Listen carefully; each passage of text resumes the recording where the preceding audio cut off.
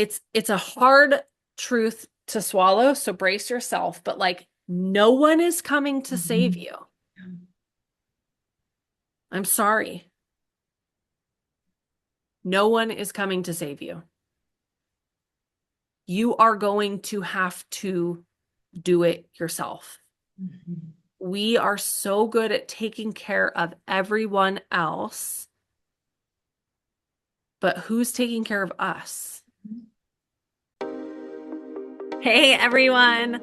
So, we already know how many people feel stuck in the limitations of conventional medicine, and that's exactly why I created Holistic Health with Melissa to take you on a journey from conventional to crunchy. Here, you'll get empowering wellness insights, practical tips, and faith centered strategies to help you feel your absolute best. In each episode, we'll dig into what true health and wellness really means. We'll dive into nutrition, lifestyle, mindset, and detox, all things so important to your health. And we'll chat about raising kids with intention and living life of faith. So join me to reclaim your energy, embrace your healthiest life, and find joy and purpose along the way. Welcome back to Holistic Health with Melissa. I'm so excited that you are here today. We have a special guest, also named Melissa, so special place in my heart. Melissa Rohlfs is a certified holistic health and life coach, helping busy moms and teen girls find freedom from the struggle with food so they can be at peace with food, their bodies, and their lives. She is committed to helping teen girls and women cultivate a healthy body image and a relationship with food. Her mission is to help others walk in health conscious food freedom. After her own rocky history with food, withholding, and then later in life binging, she learned how to heal from the root causes around her broken relationship with food. And as a result, she felt called to go to school and learn how to teach other women to do the same. She graduated from the Health Coach Institute as a holistic health and life coach in 2018 and is the proud owner of Free to Be Coaching and author of Finding Freedom. She is a proud Purdue alumna living in Arizona with her husband, Chad, and their two children. Welcome, Melissa. I'm so excited to have you here. Thank you so much for coming on. Of course. Thank you for having me. I'm excited to be here, Melissa. Yay, Melissa Squared. You can just call us Melissa Squared. Um, awesome. Well, what a journey that you have. I'm really excited to dive in. It's funny, I was actually just talking to a friend of mine, and we just did another episode, another podcast episode this morning, talking about totally from a different perspective, but ended up talking a lot about nutrition and food, your relationship with food. I feel like that's kind of in today's society, it's kind of overlooked. Like we don't talk about what is your relationship with food? Because there's this like diet culture, right? Like, Yeah. oh, I'm going to try keto. Oh, I'm going to try carnivore. Mhm. Oh, I want to be a Victoria's Secret supermodel. You have this realistic expectation in our heads. We see all these magazine covers and these highlight reels and like, oh, Kim Kardashian and this, that, and the other thing. And we never even evaluate like what is our relationship with food and like if you're eating food that's not fueling your body, like how damaging that is. And if you Mhm. have, even if you are eating like nutritious food, but you have a really awful relationship with it, Mhm. then you're just going to be in this like nasty, vicious cycle. So we're going to dive into that. I'm so excited. But first, I'd love to hear like how did you wind up here? Tell Mhm. us briefly like what is your story? How did you wind up going through all of that history yourself and wind up as a health coach? Yeah, I never had any intentions of doing this, so it's kind of funny. But I think the long and short of it is I was diagnosed with PTSD after having our kids, and I just felt really overwhelmed and exhausted, and thought that it was because I was a new mom. My husband was traveling for work. I thought that that was it. Was I just needed more fulfillment as a mom? So I sought out a life coach. life coach also, by the grace of God, happened to be a therapist who had her own journey with trauma and PTSD. And she diagnosed me with PTSD. And I tried medicine, it didn't work for me. So I went to a naturopath and we did a lot of vitamin testing, mineral testing, all of the things. And everything was in the toilet because I was living off of sugar and Diet Dr. Pepper to make myself feel better as an overwhelmed mom. And as a young child, food was my coping mechanism. Like I would hide Pop-Tarts and candies and cookies and just lots of sweet treats in my room because I didn't know how to handle what was happening at home. And so that became my go-to. And that carried with me until I met with this naturopath, learned about the impact of food on mood and overall health and supplementation. And I started to feel better. I started to have more energy. And as I began my healing journey, I was like, oh my gosh, I feel amazing. Other women need to be able to feel this way too. So, very quick overview. Yeah, wow, that is so incredible. It's just fascinating to me still after all of these years how we all like while the individuality of it and like the circumstances are all different, we all kind of have the same experience, right? Like trauma happens, and Yeah. then we have these narratives, we have these stories that we create, we have these mechanisms that we use as coping, a lot of Mhm. times unhealthy because we Yeah. don't learn healthy coping mechanisms. And then we use that for so long until it becomes a problem, and then things just kind of unravel, right? Mhm. And it sounds like that was very much your story. Mhm. When do you think that you, like, I'm curious to know, was there like an aha moment where you're like, oh my gosh, all of my like trauma and everything that I experienced as a kid, like I've been using food Mhm. to soothe that, and now it all makes sense why I'm doing that now, like where you connected the dots. It was kind of a slow connection, honestly, because I think there was some awareness after I met with the naturopath. And I think that started to change. But I think it was really a few years later when I went through my health coach training, when I was learning about like the mindset and the psychology of food and behavior and habits. And I'm like, oh my gosh, that's what I did. Like food was my coping mechanism. I don't think I could articulate it until then when I heard that. But it was just mind blowing, like, oh my gosh. Yeah. So how do you help women now in your business and free to be coaching? What do you do? Yeah, it's really like changing their habits in relationship with food and their bodies and their lives. And it's mindset, it's habit, it's, looking at those beliefs that we have about food and our bodies and our lives. And a lot of us were unintentionally conditioned at a young age, to either grow up having to clean the plate. And so we feel like if we don't eat everything, we're a bad person, or we take on those labels or those stories or those messages that we were given as a child. If I've done something good, I deserve a reward, I deserve a treat. So for me, that translated into motherhood of, oh my gosh, I went and got groceries for the family. I'm going to grab the Reese cup on the way out because that's my reward. Like all of those things from childhood, they play out. And so it's really kind of stepping back and looking at that and showing like, how does this show up in my life right now? Yeah. That human psychology is so fascinating. Mhm. Um, how do what do you think is like one of the most important lessons that you've learned personally? Maybe it's what you see with your clients. Like, what are your clients learning about the relationship with food, and where is the growth coming from? I think the biggest thing I learned and that I think I am able to share with my clients is replacing judgment with curiosity. And it's not just applicable to food. Obviously, it is, and then it ripples into everything else. But I think because of diet culture and the messages that we're surrounded with, we view food as good or bad or right or wrong or healthy or not healthy. And food is just food. Like it either makes you feel great and amazing, or it can really deplete your energy. The key is to find out what works best for you and your body type and how food makes you feel as an individual. And that's going to change based on seasons, but it's not good or bad or right or wrong or healthy or unhealthy. Like we've just labeled it that. So I think if we can get curious and ask maybe, why am I craving this right now? What am I looking for? And go it from that approach instead of saying, oh, I shouldn't have that. It's so bad for me. Like I think just that whole idea of replacing judgment with curiosity. And then it can flow into other things as well, like your relationship with your children or your spouse or social media or how you treat people. Like it just shifts everything when you're curious. Yeah, how do you do that? How do you Mhm. replace judgment with curiosity? You practice.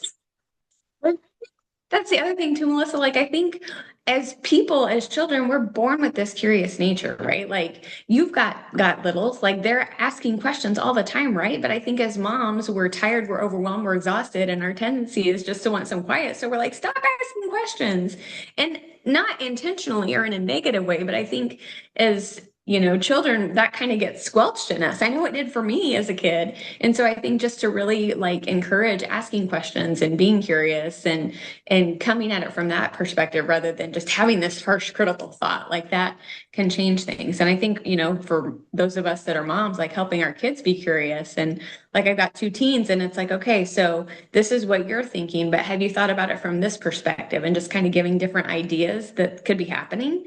I think that's how we do it, but it's just practicing. I think even being aware is the first step and then practicing. Yeah, I totally agree. I often say awareness is the first step with Mhm. anything, with Yep. any type of like healing or life, or if you're looking Hmm. at limiting beliefs or anything you're doing, awareness is always the first step. Hmm. But sometimes like it can be the hardest step Yeah. because like there's so many things we're in our own ways. We've got these like, sometimes I don't know about you, but like I've worked with, a good handful of clients who just will not admit what's going on. They Hmm. won't admit it to them. They won't admit it to me because they're not Hmm. admitting it to themselves. I Yeah. can see it clear as day, Yeah. but they can't admit it to themselves. Yeah. Where do you go from there? Yeah, that's interesting because we just had a sermon and the pastor talked a few weeks ago about how like the person you like the most is yourself. Like it's easy for us to do that. I think it's just because we're so close to it. So I think there's a lot of value in having someone from the outside come in and speak objectively and kindly and compassionately. And that's probably what you do, right? Like you're like, well, this is what I see. And I think even maybe to help people create that awareness, have them create a log or a journal of this is really what I'm doing. Because it's easy for us to justify or make ourselves look better. And so maybe we don't tell the whole truth about it. Yeah. Yeah, so good. Um,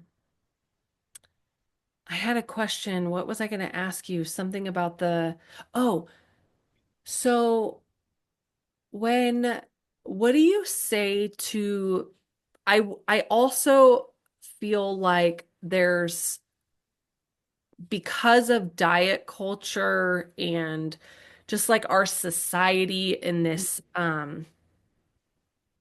fast-paced, Yeah. Yep. overstimulated, constantly, like thousands Mhm. of notifications. Yep. I side note, I looked at my notifications. I'm working with organization coach right now to try to get some Mhm. things organized. Yeah. Shout out to the Purpose Gathering. She's amazing. Go look her up. Sh she is helping me like get some organization and processes and systems like optimized in my business because I just feel like they need optimized. Mhm. And she said, what was I gonna say about that? What was I gonna say about that? I totally lost my train of thought. I'll edit that part out. We'll come back. Yeah, it'll come back. What do you say to, because of diet culture and Mhm. because of this like oh, that's what I was gonna say. Mhm. My notifications, I had Mhm. like 500 notifications a day coming to my phone. And she's like, yeah, no wonder you feel like you're like running ragged because your phone is literally buzzing nonstop.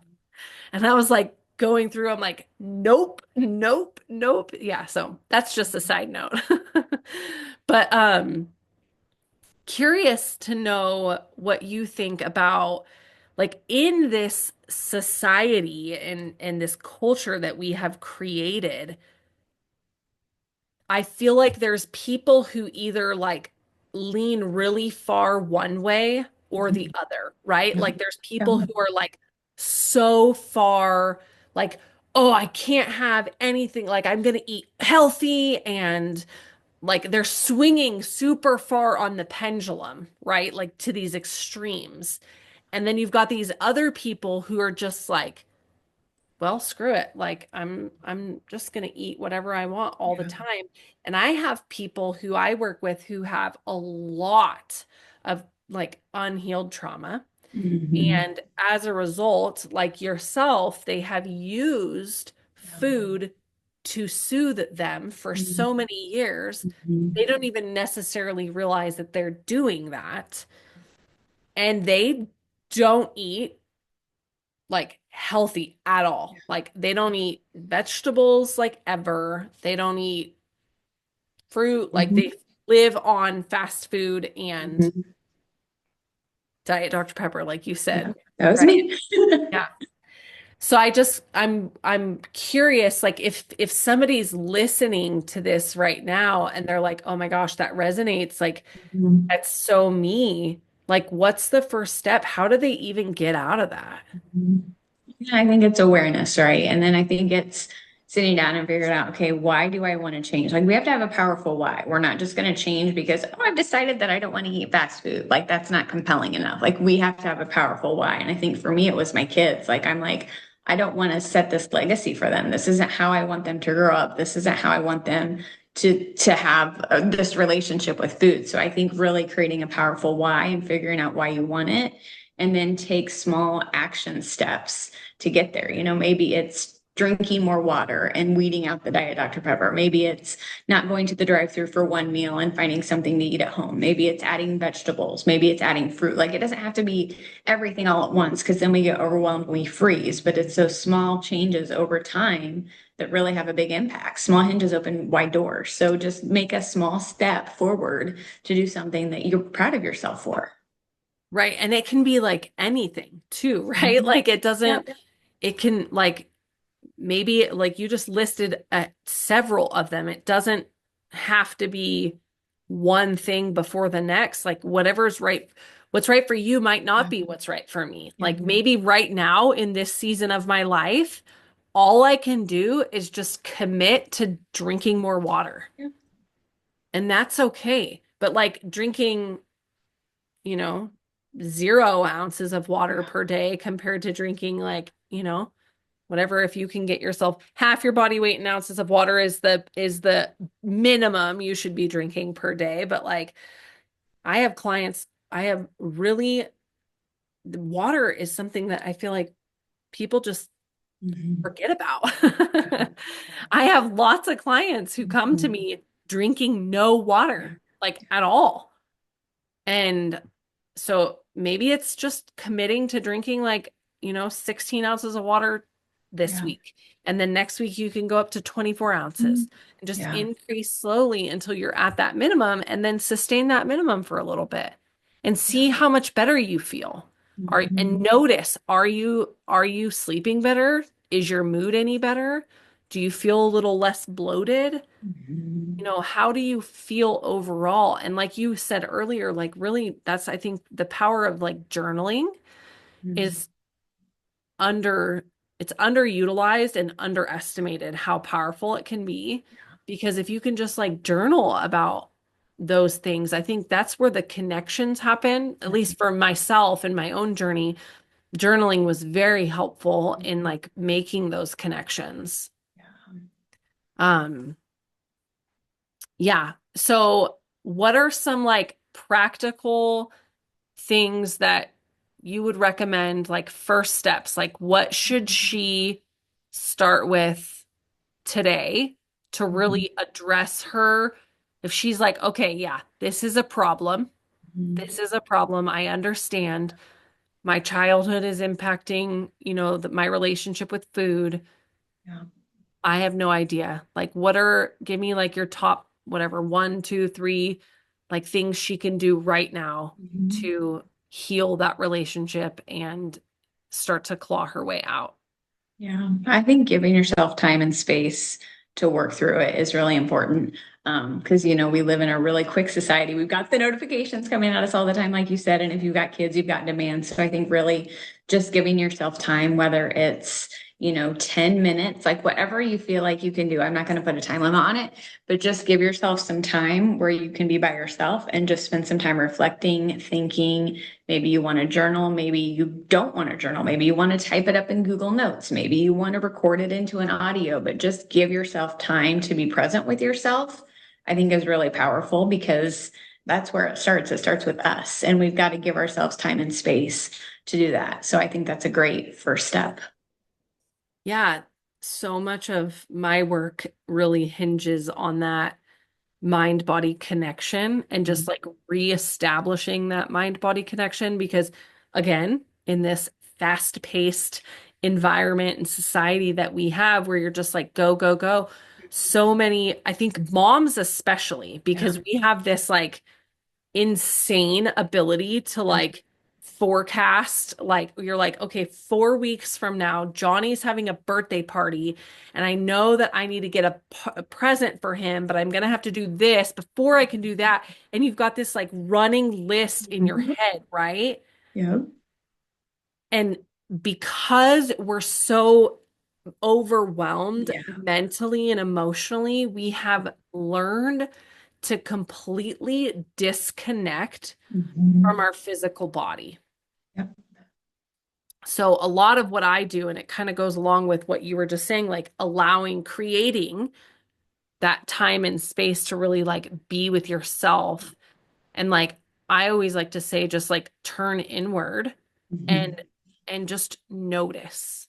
Again, just like you said earlier too, I also say that notice with curiosity and not judgment. Like what's going on inside. Mhm. Just sit for a couple of seconds if you can, a couple of minutes if is, even better if you can, and just take some deep breaths, close your eyes, and just turn inward and ask Mhm. yourself like, what do I feel right now?